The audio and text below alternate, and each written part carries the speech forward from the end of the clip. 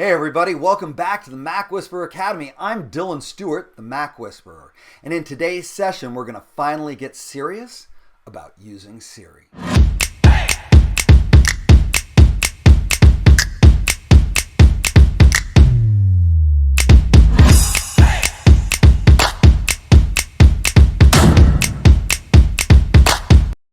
These days we have more and more things to do, and less time to do them in. I wish someone would invent a smart, voice-controlled assistant that would make my job easier for me. Oh, wait, that's right.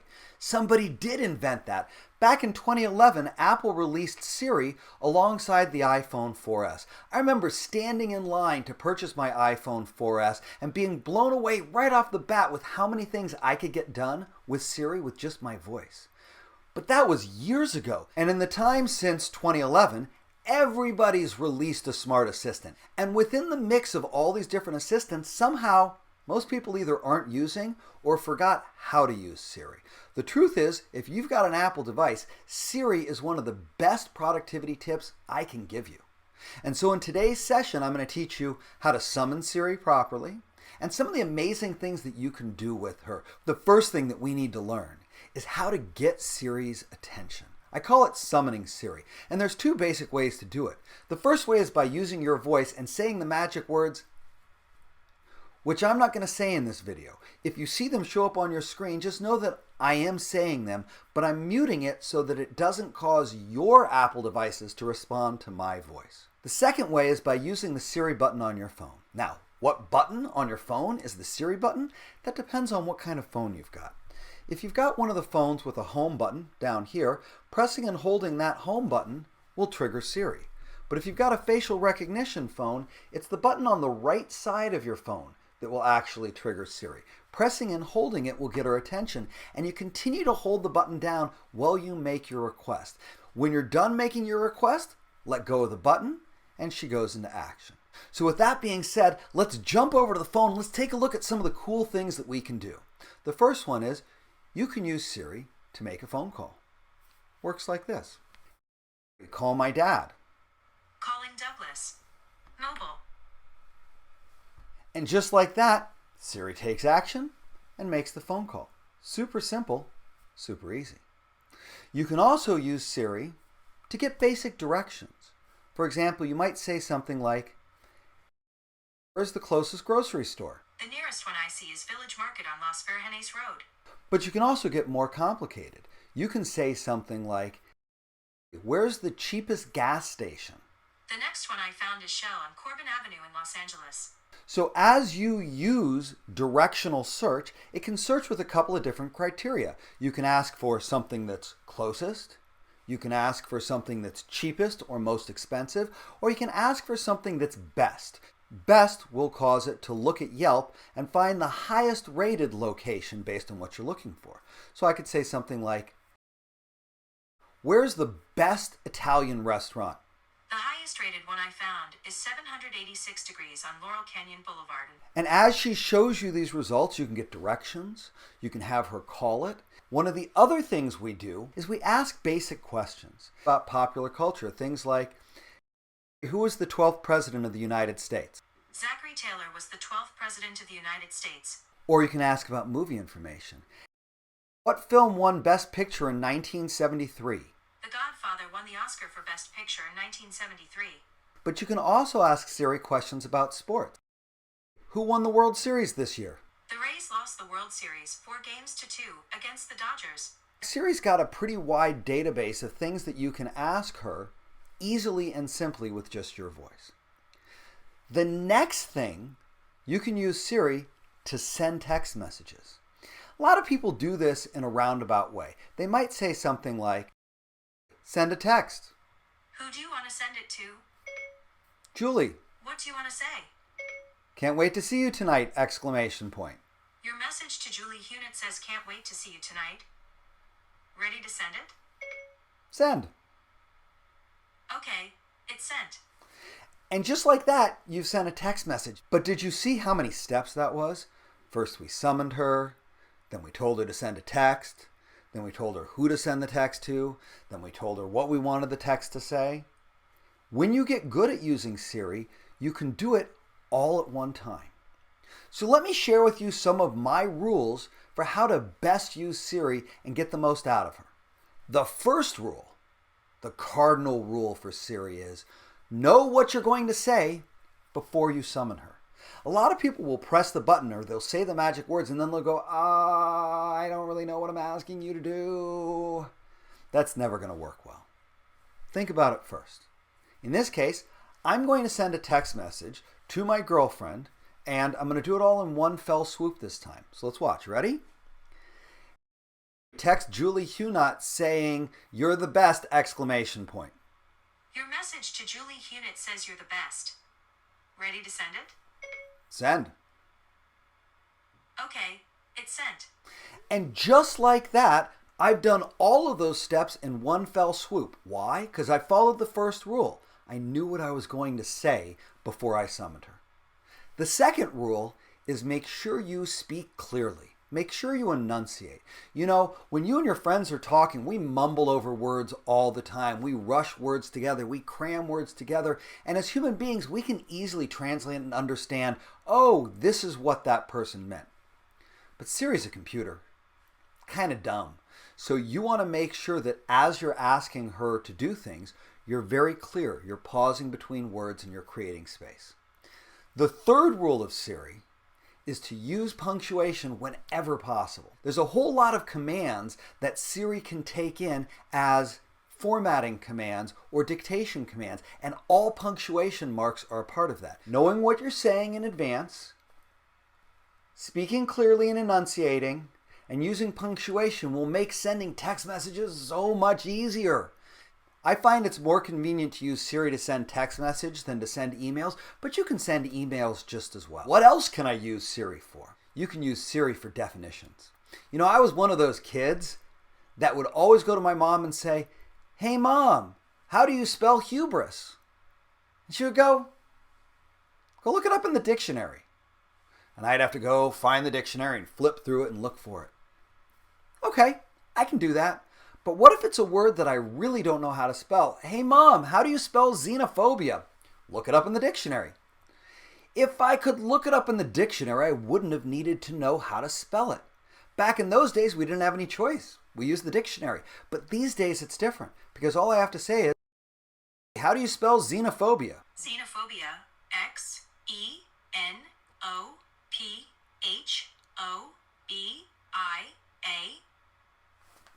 Easy. And if you need a definition, it's the same thing. What's the definition of hubris? Hubris means excessive pride or self-confidence. So we can use Siri for spelling and for definitions. But there's another thing that I find really challenging that Siri does really well. You know what it is? Math. I'm pretty good with math. I can do math pretty well in my head. Or I can take out a sheet of paper. Or I can get myself a calculator. But nothing is faster than asking Siri, "What's 312 times 46 divided by the square root of 9? The answer is 4,784. Is that the answer you got? I'm going to check. The reality is, we can all go get a calculator. We can all scratch it down on a piece of paper. But if you can use your voice, and Siri can respond that easily and that quickly, why wouldn't you do that? When my son finishes school at the end of the day and finishes his homework, he brings his math homework in for me to test it. Do you think I'm going to do the math by hand? I could pull up a calculator, but it's easier to just say, "What's 314 plus 79? 314 plus 79 is 393. What's 3/4 of 276? 3 over 4 times 276 is 207. So very easily you can use Siri to do your math, whether that math is checking your son's homework, or calculating a tip at a restaurant, or figuring out tax on a purchase. It's all built into Siri, and it's one of the things I use all the time. So what else can we do with Siri? Because now we're starting to get warmed up, right? Well, we're not even scratching the surface. What else can you do with Siri? You can set timers and alarms. I find this really helpful. When I'm cooking, it's very, very easy for me to just say, "Set a 15-minute timer." Okay, 15 minutes and counting. Cancel that timer. I stopped the timer. Or I can use it to create an alarm. Wake me up at 7 a.m. Your alarm is set for 7 a.m. Just like that. It's really easy to do. So when you're creating a timer, the keywords are to say, start a timer. When you're creating an alarm, you can either say set an alarm or wake me up at. You can also create an alarm with a specific name, something like this. Set an alarm at 4 p.m. called Check Christian's Homework. Okay, I set your Check Christian's homework alarm for 4 p.m. That's easy, right? You can also use Siri to create a calendar appointment. Schedule Fraser Robertson at 10 p.m. tonight. I scheduled your appointment for today from 10 p.m. to 11 p.m. You can even create reoccurring appointments. Schedule Julie every Friday at 9 p.m. I scheduled your recurring appointment starting today from 9 p.m. to 10 p.m. The appointment is called Julie. How easy is that? For all those people still struggling with a paper calendar, there's nothing that compares to using Siri. And not only can you use Siri to create appointments, but you can also use Siri to find out what's on your schedule. What's on my schedule today? You have 7 appointments. So now we see, wow, you can use Siri to control your calendar. You can use it to reschedule appointments if you need to, create appointments, delete appointments, all of that, just with your voice. What else? What else is on our list? Well, now we start to get into the advanced section, the things that require a little more forethought. I don't know about you, but I got a million to-do lists. Literally a million. I counted them before this call and 999,976, but I rounded up. Just kidding. I have a ton of reminders, and I use Apple's reminder app all the time to manage them. So one of my favorite things to use Siri for is to create reminders. And you can create reminders with Siri in 3 different ways. You can create a date or time-based reminder, you can create a location-based reminder, or you can create a list in reminders. Let's do the first one. Remind me at 6 p.m. tonight to start making dinner. Okay, add it to today's reminders. So that's a date/time-based reminder. Now let's talk about a location-based reminder. Remind me when I arrive at Albertsons, I need milk. Which location? Okay, added.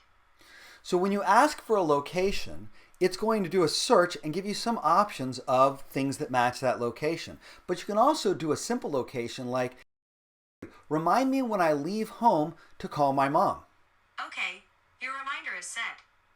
Now in order for that to work, location services have to be turned on and Siri has to know where you live. So those 2 pieces have to take place, but it makes it really helpful. There are frequent times where I need to do something right when I walk in the door. So I can easily say to Siri, remind me to pay that bill when I get home. Okay, your reminder is set. So when I walk in the door to my house, my phone will light up, my watch will beep at me, my computer will remind me. It all lets me know that there's something that needs my attention. But there's one more form of reminders that I really love using for Siri. I have a specific reminders list called groceries. And when I'm working in the kitchen and I run out of something, before I write it down anywhere, before I worry, oh my God, I'm never going to remember, I will simply say to Siri, add bread to my grocery list. Okay, add it to your grocery list. Add deli mustard to my grocery list. All right, I've added it to your grocery list. Add eggs to my grocery list. Okay, add it to your grocery list. So just by using your voice and using Siri, you can quickly compile a grocery list. Then, when you're in the grocery store, all you got to do is take out your phone and go into reminders and check those things right off that reminders list.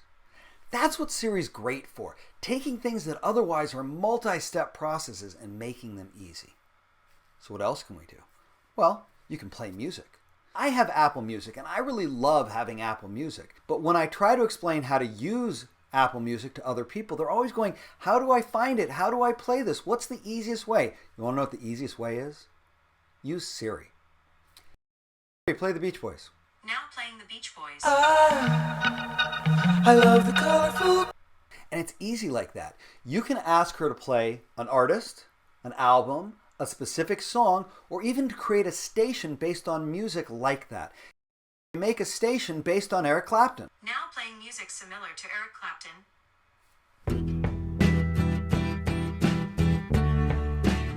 So So there's no faster way to start music playing in your house than by asking Siri to do it for you.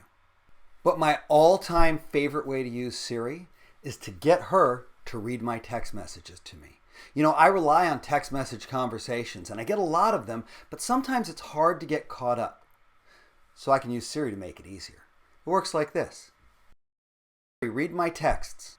Christian James Stewart sent you a new message. What are we having for lunch? Would you like to reply? Sure. What do you want to say? Let's make pizza! Exclamation point. Your reply to Christian James Stewart says, let's make pizza. Ready to send it? Send. Okay, it's sent. And that easily and that simply, you can get through all of your text messages without ever even raising your hands. That's how powerful it is. And those are the things we want to make sure you have the capability to do with Siri. Now, I have one last thing that I want to talk to you about Siri, but it's really kind of a tease, to be honest. You know, there's a lot of things that Siri doesn't do that Apple didn't anticipate. But a couple of years ago, Apple released something awesome called Siri Shortcuts. And Siri Shortcuts is a way for you to create Siri commands that you can use. Siri Shortcuts is really an amazing program. There's a lot that we can do with that, but I'm going to save that for a future lesson. For today, this is our lesson: how to use Siri, how to get around with her, and how to get more things done with less time than you ever thought possible. If you enjoyed this video, please give it a thumbs up. That helps other users to easily find it. And if you haven't subscribed to our channel yet, we release new videos with tips, tricks, tutorials, walkthroughs, and other information about your Apple products every week. So go ahead and hit that subscribe button and click the notification bell so that you never miss an episode. I'll see you next time.